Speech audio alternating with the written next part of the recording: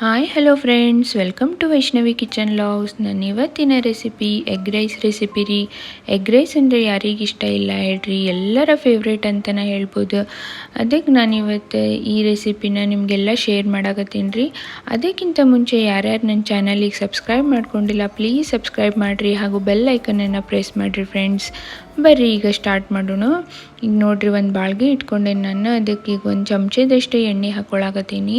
ಯಾಕಂತ ಹೇಳಿದ್ರೆ ಈಗ ಫಸ್ಟಿಗೆ ನಾನು ಒಂದು 2 ಎಗ್ ಒಡೆದು ಹಾಕ್ಕೊಳಕತ್ತೀನಿ ರೀ. ಈ ಎಗ್ ರೈಸಿಗೆ ಇದು ಮೇನ್ ಅಲ್ರಿ, ಎಗ್ ಕ್ರಷ್ ಮಾಡಿ ಸ್ಕ್ರಂಬಲ್ಡ್ ಮಾಡಿ ಇಟ್ಕೋಬೇಕು ಫಸ್ಟಿಗೆ. ಹಾಗಾಗಿ ನಾನು ಈಗ ಒಂದು 2 ಎಗ್ ಈ ಥರ ನೋಡಿರಿ ಸ್ಪೂನಿಂದ ಹಿಂಗೆ ಎಲ್ಲ ಒಡ್ಕೊಂಡು ಇದನ್ನು ಚೆಂದಾಗಿ ಫ್ರೈ ಮಾಡ್ಕೋಬೇಕ್ರಿ. ಒಂದು ಸ್ವಲ್ಪನೂ ಹಸಿ ವಾಸನೆ ಇರಬಾರ್ದು. ಬೇಕಂದ್ರೆ ಇದಕ್ಕೊಂಚೂರು ಉಪ್ಪು ಹಾಕಿ ಈ ಥರ ಫುಲ್ ಫ್ರೈ ಮಾಡ್ಕೊಂಡು ಇದನ್ನು ಸೈಡಿಗೆ ತೆಗೆದಿಟ್ಕೊಳಕತ್ತೀನಿ. ನೋಡಿರಿ ಫ್ರೆಂಡ್ಸ್, ಈಗ ರೆಡಿ ಆಗೈತಿ. ಈಗ ಅದ ಬಾಳ್ಗಿಗನ ಇನ್ನೊಂದು 2 ಟೇಬಲ್ ಚಮಚದಷ್ಟು ಎಣ್ಣೆ ಹಾಕ್ಕೊಂಡೀನಿ. ಈಗ ಇದಕ್ಕೆ ಸಣ್ಣಾಗಿ ಉಳ್ಳಾಗಡ್ಡಿ ಹೆಚ್ಚಿಟ್ಕೊಂಡಿದ್ದೆ ರೀ ಅದನ್ನು ಹಾಕ್ಕೊಂಡು ಈಗ ಫ್ರೈ ಮಾಡ್ಕೋಬೇಕ್ರಿ. ಉಳ್ಳಾಗಡ್ಡಿ ಚೆಂದಾಗಿ ಫ್ರೈ ಆಗಬೇಕಂತ ಹೇಳಿದರೆ ಅದಕ್ಕೆ ಒಂದು ಸ್ವಲ್ಪ ಉಪ್ಪು ಹಾಕ್ಕೋಬೇಕು. ನೋಡಿರಿ, ಉಪ್ಪು ನೋಡಿ ಹಾಕೋರಿ ಫ್ರೆಂಡ್ಸ್. ಈಗ ನೋಡಿರಿ, ಇದಕ್ಕೆ ಒಂದು ಸಣ್ಣ ಟೊಮೆಟೊ ಹೆಚ್ಚಿ ಹಾಕ್ಕೊಳಕತ್ತೀನಿ ರೀ. ಆಲ್ಮೋಸ್ಟ್ ಟೊಮೆಟೊ ಯಾರೂ ಯೂಸ್ ಮಾಡೋಂಗಿಲ್ಲ ಎಗ್ ರೈಸಿಗೆ, ಬಟ್ ಈ ಥರ ಮಾಡ್ಕೊಂಡು ನೋಡಿರಿ ಫ್ರೆಂಡ್ಸ್, ಮಸ್ತ್ ಅಂದ್ರೆ ಮಸ್ತ್ ಆಗ್ತೈತಿ. ನಾನಂತೂ ಯಾವಾಗೂ ಇದೇ ಥರನ ಮಾಡ್ತೀನಿ ರೀ. ಹಾಗಾಗಿ ನೋಡಿರಿ, ಈಗ ಟೊಮೆಟೊ ಹಾಕ್ಕೊಂಡಾದ್ಮೇಲೆ ಒಂದು 2 ಚಮಚದಷ್ಟು ಖಾರದ ಪುಡಿ ರೀ. ಆಮೇಲೆ ಈಗ ನೆಕ್ಸ್ಟ್ ಶುಂಠಿ ಬೆಳ್ಳುಳ್ಳಿ ಪೇಸ್ಟ್, ಇದನ್ನು ಅಷ್ಟೇ ರೀ ಈಗ ಮನೆಯಾಗ ಮಾಡ್ಕೊಂಡೀನಿ. ಶುಂಠಿ ಬೆಳ್ಳುಳ್ಳಿ ಪೇಸ್ಟ್ ಜಜ್ಜಿ, ಮತ್ತು ಈಗ ಒಂದು ಸ್ವಲ್ಪ ಧನಿಯಾ ಪುಡಿ ಮತ್ತು 1 ಚಮಚದಷ್ಟು ಸೋಯಾ ಸಾಸ್ ಹಾಕ್ಕೊಂಡೇನಿ ರೀ.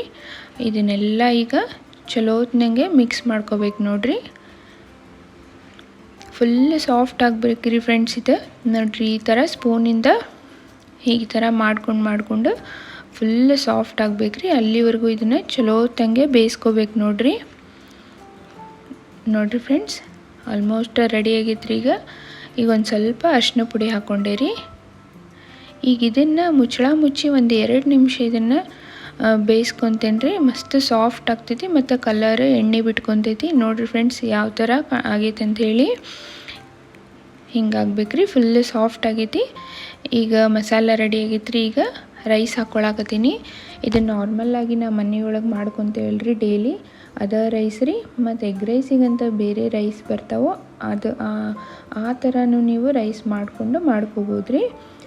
ನಾನೀಗ ಡೈಲಿ ನಾರ್ಮಲ್ಲಾಗಿ ಅನ್ನ ಮಾಡ್ತೀವಲ್ರಿ, ಅದ ರೈಸಿಂದ ಮಾಡಿ ತೋರ್ಸಾತೀನಿ ರೀ. ಮಸ್ತ್ ಅಂದ್ರೆ ಮಸ್ತ್ ಆಗ್ತೈತಿ ಫ್ರೆಂಡ್ಸ್ ಹಿಂಗೆ ಮಾಡ್ಕೊಂಡ್ರೆ.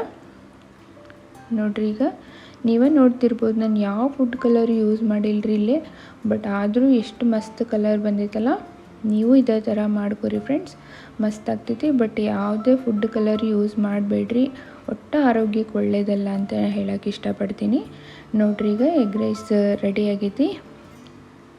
ಈ ಥರ ಎಗ್ ಸ್ಕ್ರಂಬಲ್ ಮಾಡಿಟ್ಕೊಂಡಿದ್ವಲ್ರಿ, ಅದನ್ನು ಹಾಕ್ಕೋಬೇಕು.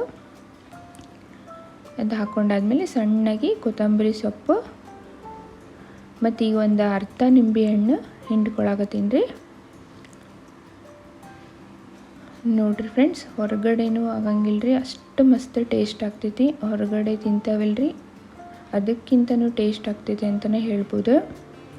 ನೋಡಿರಿ, ಈಗ ಇದನ್ನ ಫೈನಲ್ಲಾಗಿ ಚಲೋ ಹೊತ್ತಂಗೆ ಮಿಕ್ಸ್ ಮಾಡ್ಕೊಂಬಿಟ್ರೆ ಮಸ್ತ್ ಎಗ್ ರೈಸ್ ರೆಡಿ ರೀ. ನೋಡಿರಿ ಫ್ರೆಂಡ್ಸ್, ಘಮ ಅನ್ನಕತ್ತೈತ್ರಿ. ಈಗ ನೋಡಿರಿ, ಸೂಪರ್ ಟೇಸ್ಟಿಯಾಗಿರೋ ಎಗ್ ರೈಸ್ ರೆಡಿ ಆಗೈತ್ರಿ.